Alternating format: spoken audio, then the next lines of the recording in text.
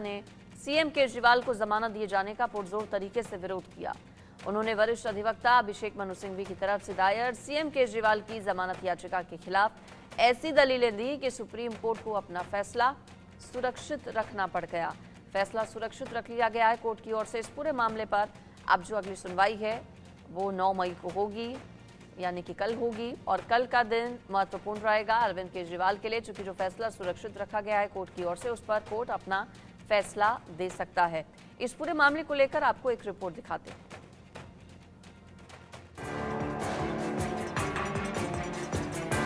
हिलने लगा केजरीवाल का किला,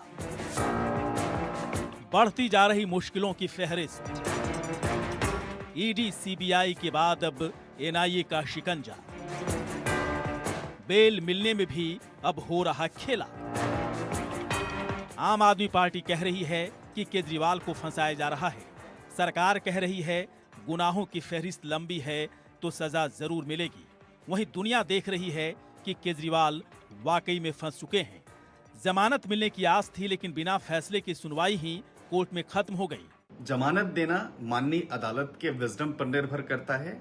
माननीय अदालत यह देखती है कि क्या क्या सबूत इस केस में जो एक्यूज्ड है उसके खिलाफ है, किस तरह से एक्यूज का रोल आइडेंटिफाई हुआ है, क्या इन फ्यूचर अगर जमानत दे देते हैं तो कोई ऐसा तो नहीं एविडेंस जो है उसको डिस्ट्रॉय करेंगे, और साथ ही साथ ये भी है कि अभी क्या इस मामले में इन्वेस्टिगेशन कंप्लीट हुई है, कस्टडी की जरूरत फर्दर है कि नहीं है, और एक्यूज की गिरफ्तारी तो नहीं हुई है।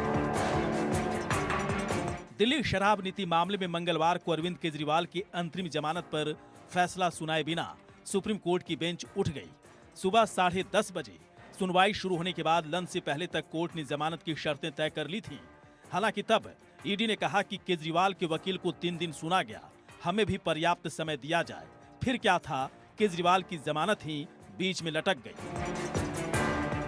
वहीं जमानत पर कोर्ट की तरफ से 4 कमेंट भी किए गए। केजरीवाल कोई आदतन अपराधी नहीं है, ऐसा सुप्रीम कोर्ट की तरफ से कहा गया।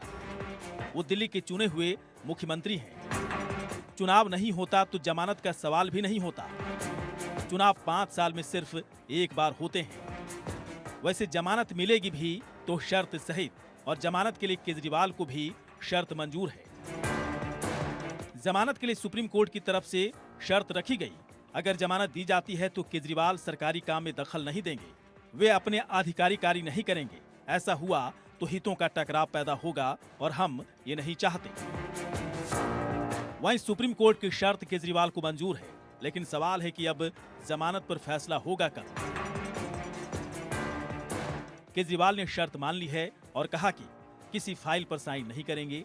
शर्त है कि एलजी किसी भी काम को इस आधार पर न रोके कि फाइल पर साइन नहीं है। ऐसा कुछ नहीं बोलूंगा जो नुकसान पहुंचाने वाला हो।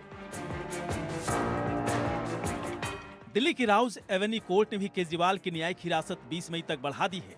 मतलब साफ है, केजरीवाल की मुश्किलें अभी बरकरार है। ईडी सीबीआई के बाद अब एनआईए का शिकंजा भी बढ़ने वाला है।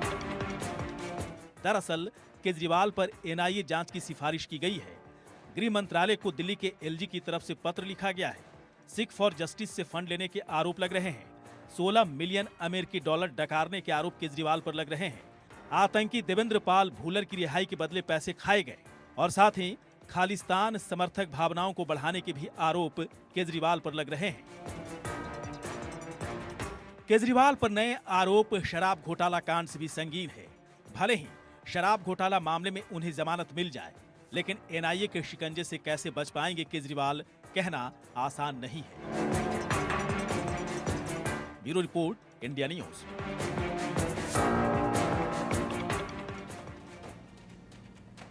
उत्तराखंड अभी भी आग